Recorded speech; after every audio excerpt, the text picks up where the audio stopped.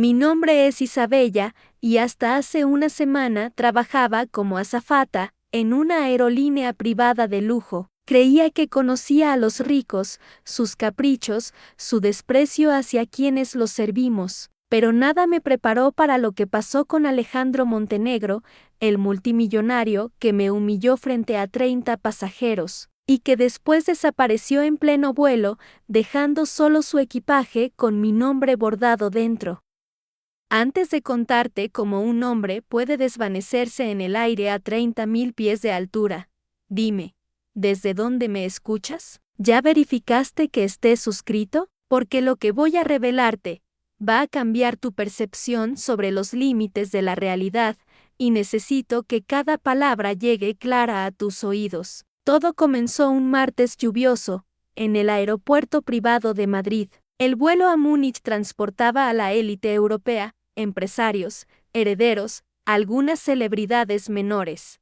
Yo llevaba 5 años perfeccionando mi sonrisa profesional, anticipando cada necesidad antes de que fuera expresada. Era buena en mi trabajo, muy buena. Alejandro Montenegro subió al avión como si fuera el dueño del aire que respirábamos. Cabello negro perfectamente peinado, traje italiano que costaba más que mi salario anual, y esos ojos grises que parecían tasar el valor de todo lo que miraban. Su madre, Doña Carmen, lo acompañaba. Una mujer elegante de 60 años, con ese porte aristocrático que solo da el dinero heredado durante generaciones. El problema comenzó con el champagne. Servía Montenegro su copa favorita, Dom Perignon 2010, exactamente como especificaba su perfil de cliente. Pero cuando me acerqué, mi mano tembló ligeramente. Una gota, apenas una gota microscópica, cayó sobre su manga. El capitán había anunciado turbulencia, mis nervios estaban alterados por algo que no logré identificar entonces, pero que ahora entiendo como una premonición. Montenegro me miró como si hubiera cometido un crimen de lesa majestad. Su voz se alzó, cortante como vidrio roto. Así es como tratan a los pasajeros en esta aerolínea. ¿Contratan a cualquier incompetente que no puede sostener una copa? El murmullo cesó en la cabina. 30 pares de ojos se clavaron en mí.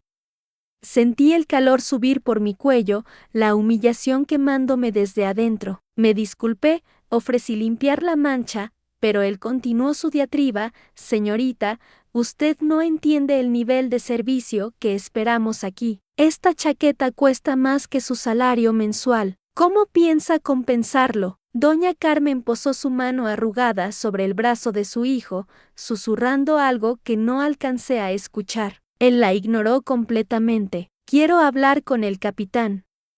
Esta empleada debe ser removida inmediatamente. No puede continuar trabajando en un vuelo de esta categoría. Las palabras me atravesaron como balas. 5 años de servicio impecable, centenares de vuelos sin una sola queja, y este hombre me estaba destruyendo por una gota de champagne. El capitán salió de la cabina, claramente incómodo. Montenegro exigió que me bajaran del avión. En ese momento, aún en tierra, era técnicamente posible.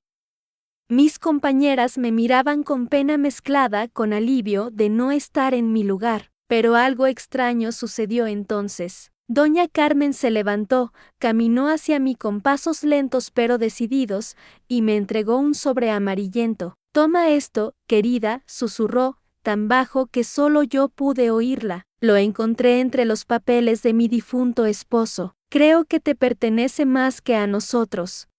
Sus ojos, tan grises como los de su hijo, pero infinitamente más cálidos, me sostuvieron la mirada por un segundo eterno. Había algo en su expresión, una urgencia que no comprendí un til después. Me bajaron del avión como una criminal. Los otros empleados del aeropuerto me miraban con curiosidad morbosa. Yo caminaba hacia la salida con mi dignidad hecha pedazos, apretando el sobre misterioso contra mi pecho. El avión despegó 40 minutos después. Yo lo sexta alejarse desde la ventana de la terminal, una lágrima resbalando por mi mejilla. No sabía que sería la última vez que alguien vería a Alejandro Montenegro con vida. 6 horas después, recibí una llamada que heló mi sangre. Era Mónica, la azafata jefe, con la voz quebrada. Isabella, pasó algo horrible. Montenegro desapareció. Al principio pensé que había escuchado mal. ¿Cómo desaparece alguien en un avión? Mónica me explicó entre sollozos. Habían estado volando normalmente. Montenegro se había calmado después de mi partida, incluso había pedido disculpas por el incidente. Cenó, leyó algunos documentos, se excusó para ir al baño aproximadamente 1 hora antes del aterrizaje. Y nunca salió. Cuando tocaron la puerta 20 minutos después, el baño estaba vacío. Completamente vacío, sin rastros de forcejeo, sin sangre, sin evidencia de que hubiera estado ahí. Como si se hubiera evaporado. Revisaron cada centímetro del avión. Las cámaras de seguridad mostraban a Montenegro entrando al baño, pero nunca saliendo. Los controles de tráfico aéreo confirmaron que el vuelo no había hecho ninguna maniobra inusual, no había descendido, no se había desviado de su ruta. Un hombre de 90 kilos había desaparecido en el aire. El avión aterrizó de emergencia. Las autoridades alemanas subieron inmediatamente, seguidas por Interpol. Interrogaron a cada pasajero, revisaron cada asiento, cada compartimento de equipaje, cada panel del avión. Nada. Alejandro Montenegro se había desvanecido como humo, dejando solo preguntas sin respuesta, y una madre destrozada que no dejaba de repetir, sabía que algo malo iba a pasar. Por eso le di el sobre a la chica. Pero la historia se vuelve aún más extraña aquí. Al día siguiente, cuando llegué a mi apartamento después de una noche sin dormir, procesando interrogatorios policiales y declaraciones oficiales, encontré algo imposible junto a mi puerta: el equipaje de Montenegro, su maleta de cuero italiano, su maletín de documentos, su bolsa de viaje, todo perfectamente acomodado, como si alguien hubiera hecho una entrega de hotel de lujo. Mit las manos temblorosas, revisé las etiquetas. Todas tenían mi nombre, Isabella Marín.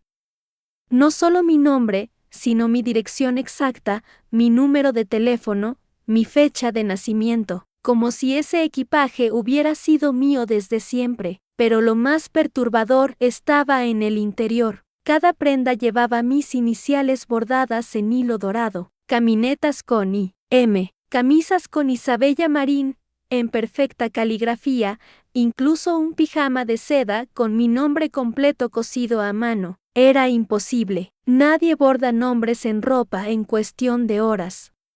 Ese tipo de trabajo artesanal toma días, semanas si se hace correctamente, y la ropa era de mi talla exacta, como si hubiera sido confeccionada específicamente para mi cuerpo. Llamé inmediatamente a la policía, pero ni siquiera sabía qué decirles. Disculpe, oficial, apareció equipaje con mi nombre que no es mío, bordado por fantasmas en una sola noche. Sonaba como una broma cruel del universo. Me quedé ahí, sentada en el suelo de mi apartamento, rodeada de ropa que llevaba mi identidad pero que jamás había visto. Cada prenda era perfecta, elegante, cara, más cara que cualquier cosa que yo pudiera permitirme. Y el bordado, Dios mío, el bordado era exquisito. Hilos dorados que formaban mis iniciales con una delicadeza que solo se logra con años de experiencia. Pero aquello no sería nada parto de lo que estaba por venir. Porque cuando revisé el maletín de documentos, encontré algo que me heló la sangre: pasaportes. No uno, sino 5 pasaportes diferentes, todos con la fotografía de Montenegro, pero con nombres distintos. Y en el último, el más nuevo según el sello de fecha, aparecía mi nombre, Isabella Marín, con su fotografía, pero mi identidad completa. Mis dedos temblaban mientras sostenía ese documento imposible. Era perfecto, oficial, con todos los sellos y marcas de agua correctas. Como si hubiera sido procesado por las autoridades de inmigración de verdad. Pero yo nunca había solicitado un pasaporte con esa fotografía. Yo nunca había puesto un pie en una oficina gubernamental con ese hombre. El miedo comenzó a treparse por mi columna vertebral como una araña venenosa. ¿Quién era realmente Montenegro? Y más aterrador aún, ¿por qué tenía documentos con mi identidad? Llamé a la aerolínea. Necesitaba respuestas. La supervisora que me atendió, una mujer mayor con voz cansada, revisó los registros del vuelo. Señorita Marín, me dijo después de varios minutos en espera, aquí dice que usted estaba registrada como acompañante del pasajero Montenegro, como su esposa. Se me cortó la respiración. Eso es imposible. Yo soy empleada de la aerolínea. Yo trabajaba en ese vuelo. Los registros indican lo contrario. Según nuestro sistema, usted viajaba en primera clase, a 103 bites, junto al señor Montenegro en 3A. No aparece como miembro de la tripulación en ningún lado. Colgué el teléfono con las manos temblorosas. Esto no podía estar pasando. Yo recordaba cada minuto de servir en ese vuelo. Recordaba el peso de la bandeja, el sonido del carrito, las quejas de los pasajeros por la turbulencia. Recordaba vívidamente estar de pie, trabajando, sirviendo comidas y bebidas. Pero los registros oficiales decían otra cosa, y fue en ese instante que percibí el error que cambiaría todo. Decidí revisar mi teléfono, buscar alguna fotografía del vuelo, algo que probara que yo había trabajado esa noche. Pero cuando abrí la galería, encontré fotos que no recordaba haber tomado. Fotografías mías con Montenegro, cenando juntos en la cabina de primera clase, riendo, brindando con champagne, él con su brazo alrededor de mi cintura. En las fotos yo llevaba puesto un vestido elegante que nunca había visto, pero que ahora reconocía en el equipaje que había aparecido en mi puerta. Mis uñas estaban perfectamente arregladas, mi cabello peinado de una forma sofisticada que yo no sabría hacer ni con horas de práctica. Y sonreía como una mujer enamorada, pero yo no recordaba nada de eso. La habitación comenzó a dar vueltas. Me aferré al sofá tratando de mantener el equilibrio, mientras mi mente intentaba procesar lo imposible. ¿Había perdido la memoria? ¿Había sufrido algún tipo de episodio disociativo? ¿O alguien había alterado digitalmente esas fotografías con una perfección sobrehumana? En una de las imágenes, Montenegro me sostenía la mano. En su dedo brillaba un anillo de matrimonio que no había notado durante el vuelo. Y en mi mano había un anillo que complementaba el suyo perfectamente. Un anillo que ahora, mientras miraba mis dedos desnudos, podía jurar que había sentido ahí. Una marca circular en mi piel como si hubiera usado una sortija durante años. El teléfono sonó. Era un número desconocido, internacional. ¿Isabella? La voz era femenina, mayor, con acento que no pude identificar. ¿Quién habla? Soy Elena Montenegro, la madre de Eduardo. Se hizo una pausa cargada de dolor. Mi nuera. Esa palabra se clavó en mi pecho como un cuchillo.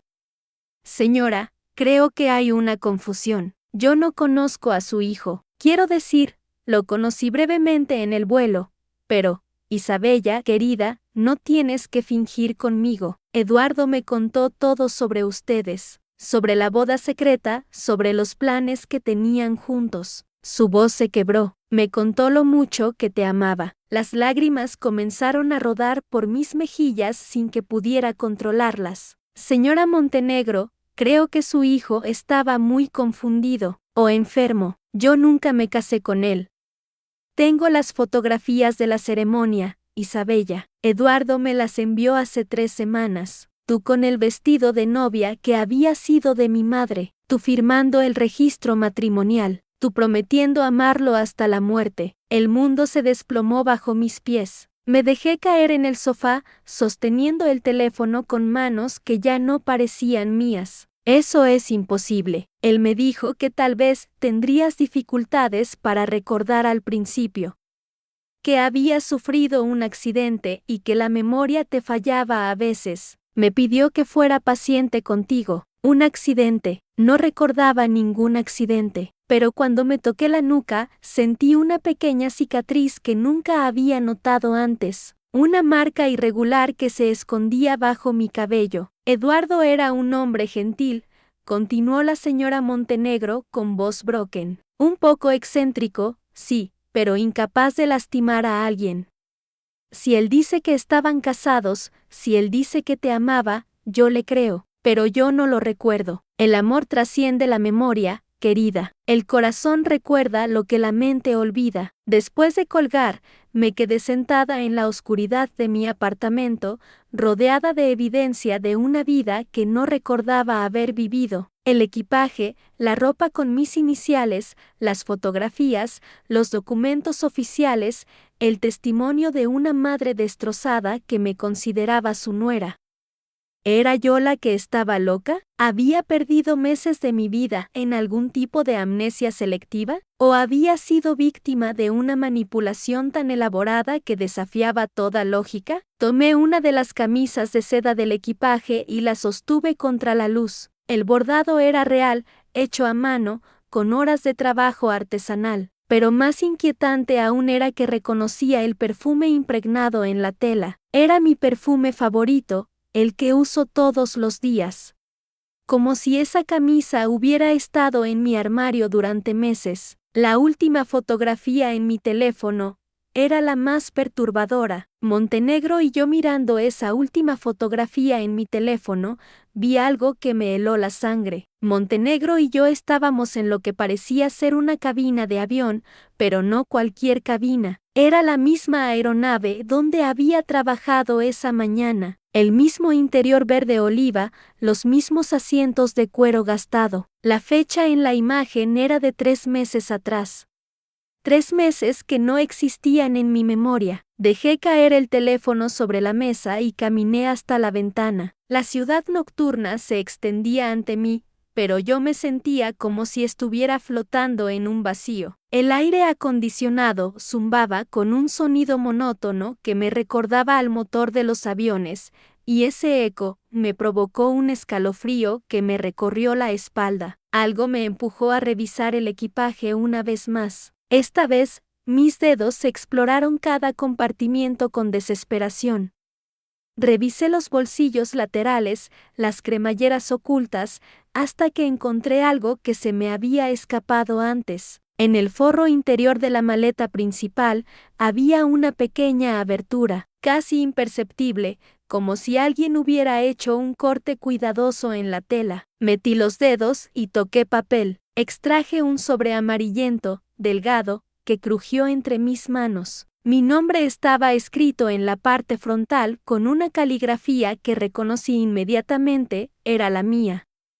Pero no recordaba haber escrito esa carta. El sobre tenía el peso de los secretos. Lo abrí con manos temblorosas. El papel tenía un aroma extraño, como a jazmín mezclado con combustible de avión. Una combinación que debería resultar desagradable, pero que me resultó familiar, como un perfume que había olvidado que me gustaba. La carta estaba fechada hace 2 meses. Si estás leyendo esto, es porque algo salió mal. Montenegro no es quien dice ser, tampoco lo soy yo.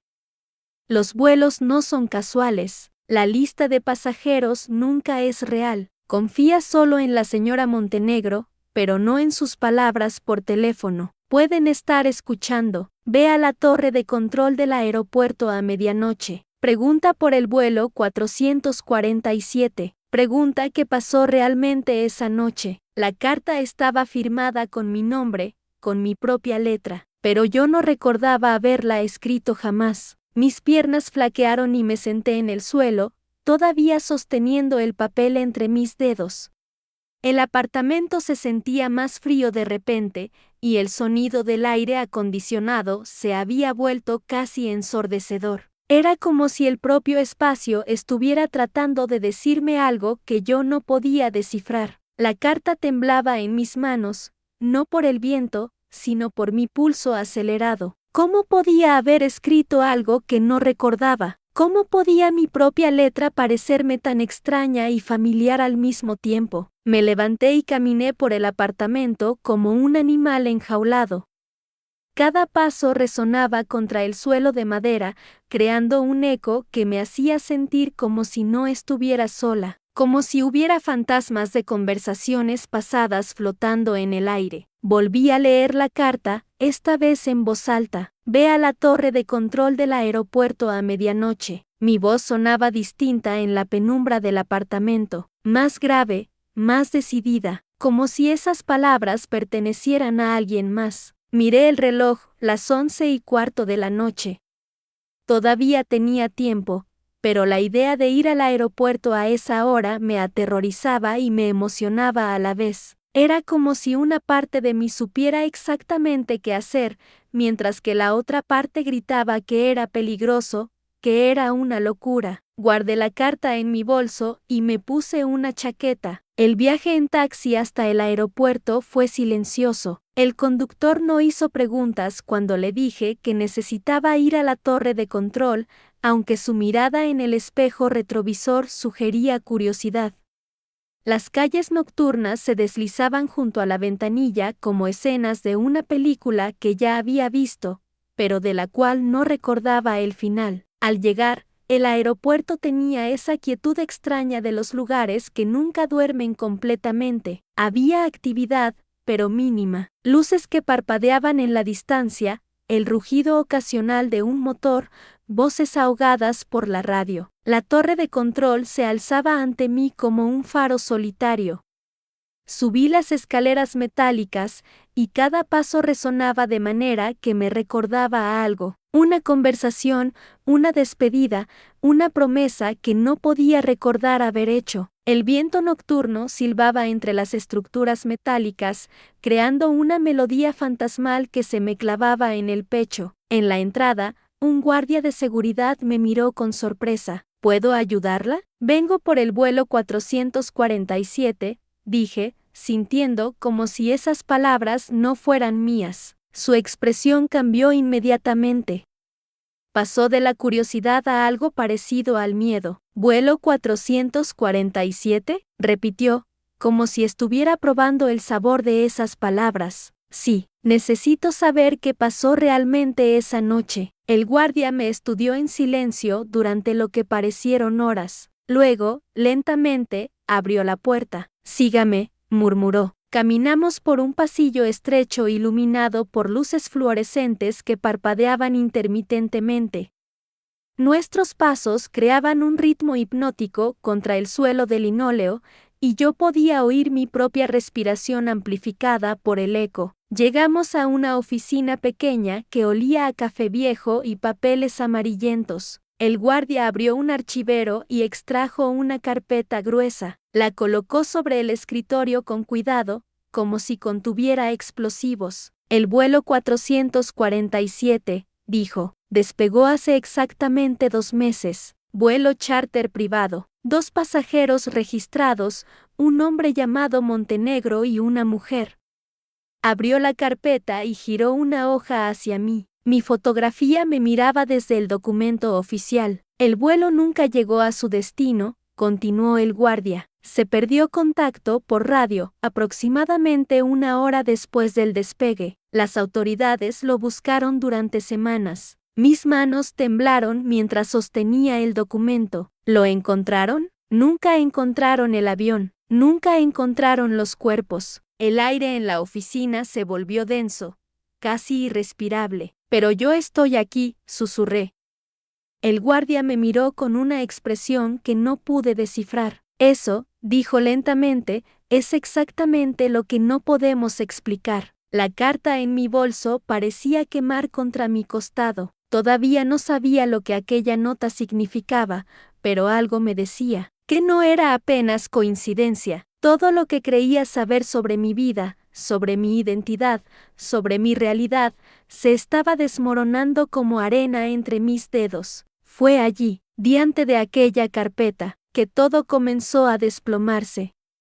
Me expulsó frente a los pasajeros. Recuerdo cada rostro que se giró hacia mí mientras arrastraba mi maleta por el pasillo estrecho del avión. sus mejillas hundidas, sus ojos evitando los míos. No puede viajar, murmuró el sobrecargo, y yo sentí como las palabras se clavaban en mi pecho como agujas de hielo. Pero antes de partir, su madre me dio un documento perdido. Apareció de la nada esa mujer menuda de cabello plateado que jamás había visto antes. Sus dedos temblaron cuando me extendió el sobre amarillento. Era de mi hijo, susurró, y algo en su voz me hizo saber que no hablaba de alguien vivo. El papel crujió entre mis manos. Dentro, una fotografía, yo, parada frente a una ventana que no reconocía, con un vestido que jamás había usado. En el aire, él desapareció. Los motores rugieron cuando el avión despegó sin mí. Me quedé ahí, en la plataforma de observación, viendo cómo la aeronave se perdía entre las nubes bajas.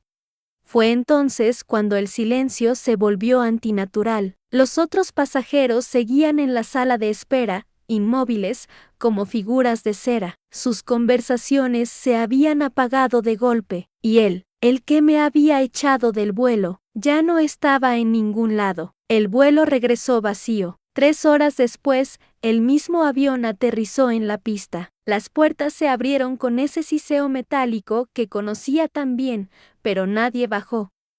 Los empleados del aeropuerto corrían de un lado a otro, susurrando entre ellos. ¿Dónde están?, preguntaba alguien por la radio. El manifest dice 847 pasajeros, pero la estática se tragó el resto de la frase. Y entonces, en mi mesa apareció su equipaje. No mi mesa en casa, mi mesa en la oficina donde ahora, en este preciso momento, sostengo esta carpeta entre mis manos temblorosas. Una maleta de cuero gastado, con las iniciales M.R. grabadas en dorado. Las mismas iniciales que aparecen en mi certificado de nacimiento, pero cuando la abrí, no encontré ropa de hombre. Encontré vestidos, mis vestidos. Vestidos que reconocí pero que jamás había comprado, con mi nombre bordado, María Raquel, bordado con hilos dorados en cada etiqueta, con una caligrafía que parecía antigua, como si hubiera sido hecha décadas atrás. Las costuras eran perfectas, demasiado perfectas, y el olor. Dios, el olor a lavanda y a tiempo que se me pegó a las manos y que aún ahora, respirando este aire denso de la oficina, sigue flotando alrededor mío como un fantasma. No sé quién lo hizo, pero mientras reviso estos documentos, mientras leo mi propio expediente como si fuera el de una extraña, una certeza fría se instala en mi estómago. Alguien sabía. Alguien sabía que iba a estar en ese vuelo, que me iban a expulsar, que iba a necesitar respuestas que solo se encontrarían aquí, en esta oficina que huele a papel viejo y a verdades sepultadas. El guardia me observa con esa expresión indescifrable, y de pronto me doy cuenta de que sus ojos tienen el mismo color que los del sobrecargo, el mismo verde apagado, como algas bajo el agua. ¿Usted estaba allí?, le pregunto, pero mi voz sale quebrada, apenas un susurro. Él no responde. En cambio, señala hacia la ventana. Afuera, la niebla se ha espesado tanto que ya no puedo ver el reloj de la torre. Solo escucho su tic-tac constante, marcando segundos que parecen repetirse una y otra vez. El vuelo 847, dice finalmente, nunca existió. Las palabras flotan en el aire como humo. Mi corazón se detiene por un momento, luego se acelera hasta convertirse en un tambor enloquecido dentro de mi pecho. Abro la boca para protestar, para decir que por supuesto que existió, que yo estuve ahí, que me expulsaron, que sexta despegar el avión. Pero entonces mis ojos caen sobre la fecha del expediente, 22 de octubre, 1973. La misma fecha de la fotografía, la misma fecha que aparece bordada, casi invisible, en el forro de aquellos vestidos. La misma fecha que, ahora me doy cuenta, está grabada en el reloj que llevo en la muñeca desde siempre. ¿Y si el nunce se fue realmente? La pregunta surge desde algún lugar profundo de mi mente, desde un rincón que había mantenido cerrado con llave. ¿Y si todo esto, el vuelo, la expulsión, la maleta, este momento mismo, fuera parte de algo más grande? ¿Y si yo no fuera quien creo ser? A veces pienso que todos en ese aeropuerto sabían la verdad, menos yo. Sus rostros vuelven a mí ahora, nítidos como recortes de periódico. La manera en que me miraban no era curiosidad por un escándalo. Era pena, era el tipo de mirada que se reserva para alguien que está a punto de descubrir que su vida entera ha sido una mentira cuidadosamente construida. La madre del sobrecargo, ¿realmente era su madre? ¿O era alguien más, alguien que sabía que yo necesitaría esa fotografía como prueba de que esto ya había pasado antes? El sobre que guardé en mi bolso pesa más ahora, mucho más, como si hubiera absorbido toda la gravedad de este momento.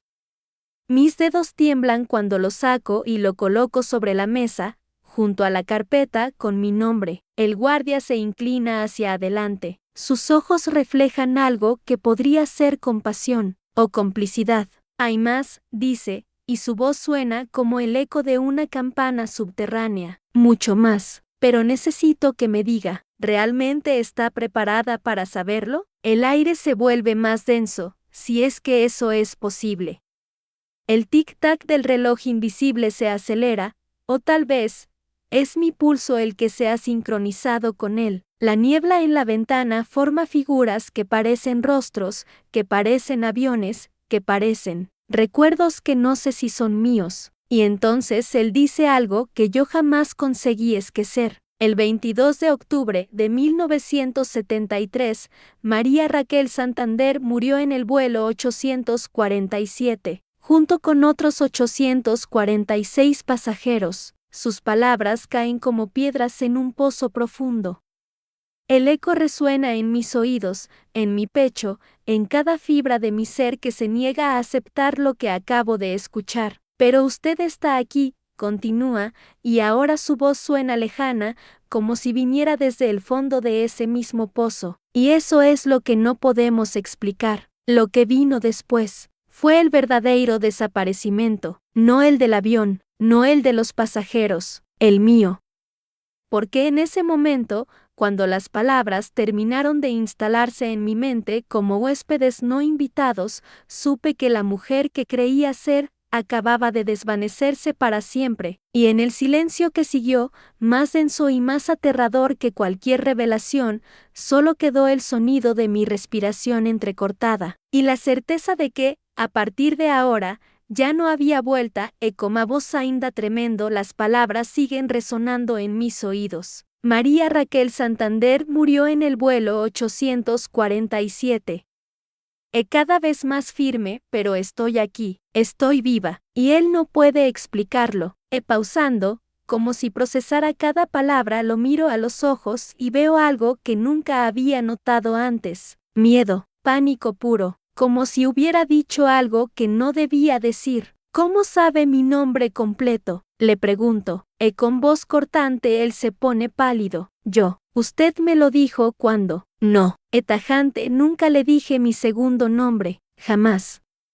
El silencio se vuelve espeso, sofocante, veo como sus manos empiezan a temblar, como busca desesperadamente una explicación que no encuentra. Lenta, calculada. ¿Quién es usted realmente? Él se levanta bruscamente de la mesa. Los otros pasajeros del café nos miran. Su comportamiento llama la atención. Está nervioso, agitado, como un animal acorralado. Señora, por favor, dice en voz alta, fingiendo una sonrisa forzada, no haga una escena. Pero yo no bajo la voz. ¿Por qué tiene esa información? ¿Por qué sabe datos sobre un accidente que supuestamente? Cálmese, me grita. El silencio en el café es total, todos nos miran ahora. Las conversaciones se han detenido. Solo se escucha el tintineo de las tazas. Él cambia su estrategia, hablando para la audiencia. Disculpen, mi hermana está enferma. A veces tiene episodios. No soy su hermana. Mi voz suena cristalina. Clara, este hombre me abordó hace 2 semanas. Me dijo que investigaba desapariciones. Y ahora, él me interrumpe, desesperado. Por favor, Está confundida, pero es demasiado tarde. Veo en sus ojos que sabe que perdió el control, que su máscara se está desmoronando pieza por pieza. Con frialdad muéstreles la foto. ¿Qué foto? La que me enseñó la primera vez, la del vuelo 847. Sus manos tiemblan mientras busca en su chaqueta. Los otros clientes del café nos rodean discretamente. Una mujer mayor sostiene su teléfono, grabando. Él saca la fotografía arrugada, la misma que me mostró hace 2 semanas. Tomo la foto y la levanto. ¿Ven esta imagen? Según él, estas son víctimas de un accidente aéreo. Examino la foto más detenidamente, y entonces, mi sangre se congela. En la esquina inferior derecha de la fotografía hay un sello de revelado.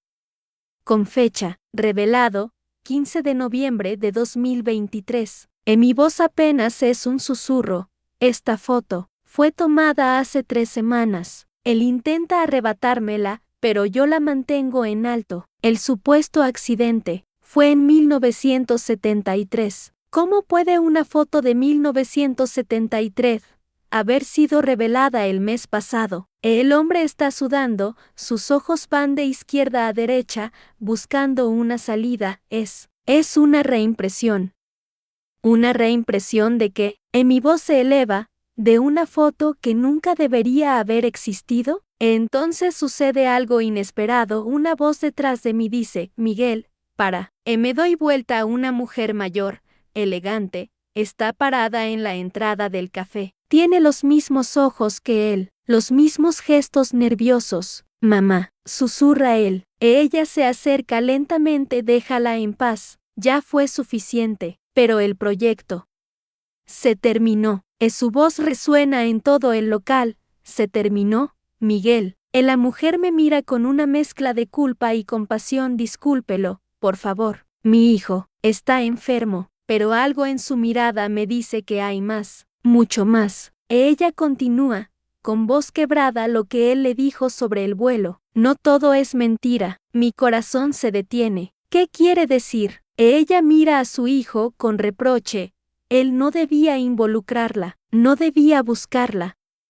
¿Buscarme? Con manos temblorosas, la mujer saca un sobre de su cartera. Esto llegó a nuestra casa hace 1 mes, con su nombre, con esta dirección. El sobre está dirigido a María Raquel Santander, con mi dirección actual, una dirección a la que me mudé hace apenas 6 semanas. Abro el sobre con dedos temblorosos. Dentro hay un boleto de avión, usado. Fecha 22 de octubre de 1973. Vuelo 847. Con mi nombre impreso. Mi voz es apenas un hilo. Esto es imposible. Lo sé, dice la mujer. Por eso Miguel la buscó. Queríamos entender. Miro el boleto más detenidamente. En la sección de equipaje hay un número 847. ¿Qué significa este número? Madre e hijo se miran. Es él quien responde, con voz quebrada. Es el número del equipaje que apareció en el aeropuerto la semana pasada. ¿Qué equipaje? La mujer mayor continúa. Una maleta, vintage, de los años 70. Apareció en la sala de equipajes perdidos sin explicación. ¿Y qué tiene que ver conmigo? Ella traga saliva. La maleta tiene su nombre bordado, María Raquel Santander. Y dentro, mi mundo se tambalea. ¿Qué hay dentro? Con voz casi inaudible. Ropa de mujer, de los años 70, en perfecto estado, como si hubiera sido guardada ayer. Pausa, respirando con dificultad. Y una carta, escrita con su letra.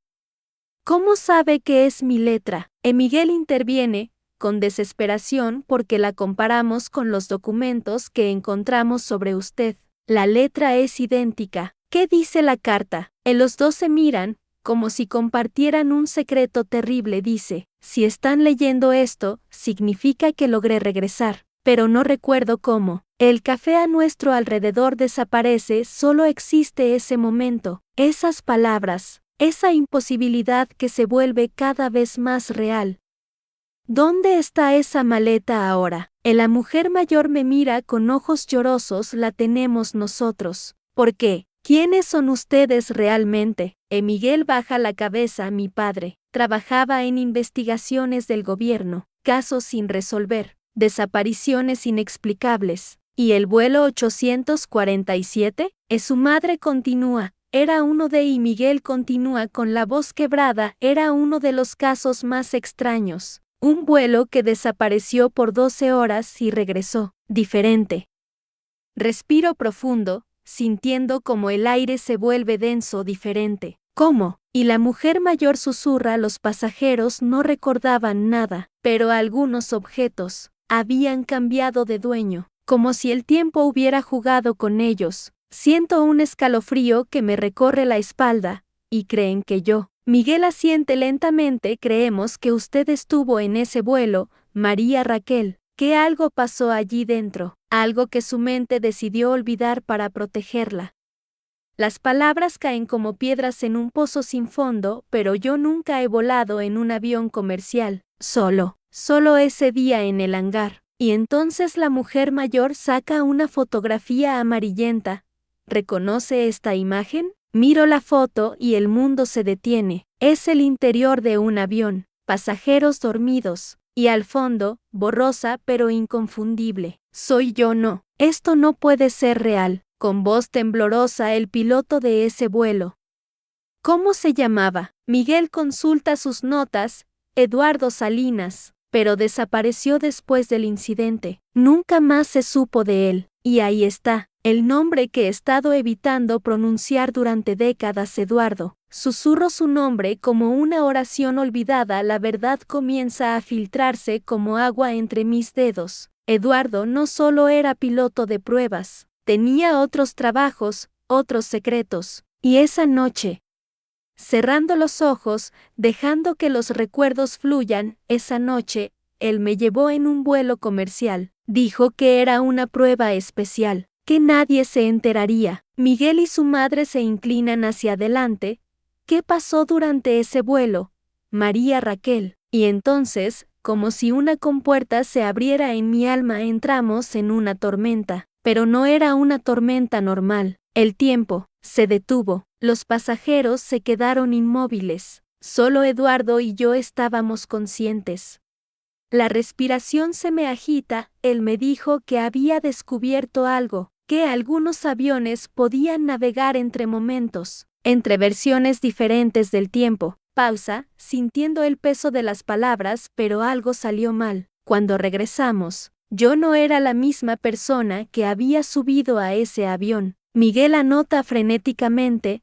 ¿En qué sentido no era la misma? Y aquí llega la revelación que he llevado enterrada durante tantos años, porque la verdadera María Raquel Santander se quedó en el otro tiempo, y yo soy solo un eco, una copia que Eduardo trajo de vuelta sin saber cómo deshacerlo. El silencio que sigue es ensordecedor. Por eso mi ropa aparece en maletas perdidas. Por eso tengo recuerdos que no me pertenecen. Por eso Eduardo me expulsó del hangar esa última vez. La voz se me quiebra. Él sabía que yo era su error, su experimento fallido. La mujer mayor me toma la mano. Pero usted es real, María Raquel. Ha vivido todos estos años. Ha sentido, ha amado, y por primera vez en décadas siento algo parecido a la compasión hacia mí misma. Quizás ser un eco también cuenta como existir. Miguel cierra su libreta. ¿Qué pasó con Eduardo después de esa última vez en el hangar? Y aquí viene la parte más dolorosa. Su madre me dio un documento antes de que él me echara. Era un mapa, coordenadas de vuelos perdidos. Respiro hondo, sintiendo como la carga se alivia en el aire.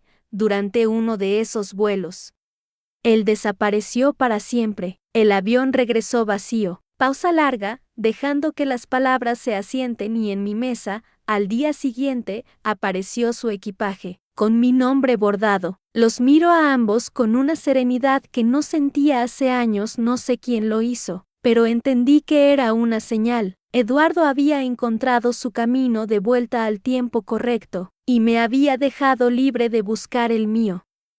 Me levanto de la mesa, sintiendo que algo pesado se desprende de mis hombros. Durante todos estos años he cargado con la culpa de ser una copia, un error, pero ahora entiendo algo. La voz se me vuelve firme, casi luminosa, a veces perder. Es la única forma de encontrarse. Miro por la ventana del café, donde el sol comienza a ponerse. Eduardo se perdió en su propio laberinto de tiempo, buscando controlar lo incontrolable, y yo. Me volteo hacia ellos con una sonrisa genuina. Yo aprendí a existir sin explicaciones. Miguel se levanta también. ¿Qué haremos con la maleta? Con la evidencia. Y aquí tomo la decisión que cambia todo. Déjenla ir. Firme y serena, porque entender también es perdonar. Camino hacia la puerta, pero me detengo un momento. Eduardo murió tratando de corregir su error. Pero el error no era yo. El error era creer que el tiempo tiene dueño. Salgo del café y camino por la calle, sintiendo el aire fresco en mi rostro. Los años siguientes transcurren con una calma que nunca había conocido. Supe después que Miguel publicó un libro sobre casos inexplicables, pero cambió mi nombre. Protegió mi historia mientras la contaba. Respirando profundamente, el amor no desaparece, solo cambia de forma. Eduardo encontró la suya en el olvido. Yo encontré la mía en la aceptación. Una mañana, meses después, escucho el sonido distante de un motor antiguo. Miro hacia el cielo y veo un pequeño avión cruzando entre las nubes. Por un momento, solo por un momento, siento que saluda, y sonrío. La luz del amanecer entra por mi ventana, tibia y dorada, porque finalmente entiendo lo que Eduardo nunca pudo. No importa de qué tiempo vengas, si aprendes a vivir en el presente. Con una paz profunda en la voz, soy María Raquel Santander. Quizás un eco, quizás una copia, quizás algo completamente nuevo, pero soy, y eso es suficiente. Y suave si esta historia tocó tu alma. Cuéntame desde dónde la escuchas, y que el próximo vuelo te encuentre en paz.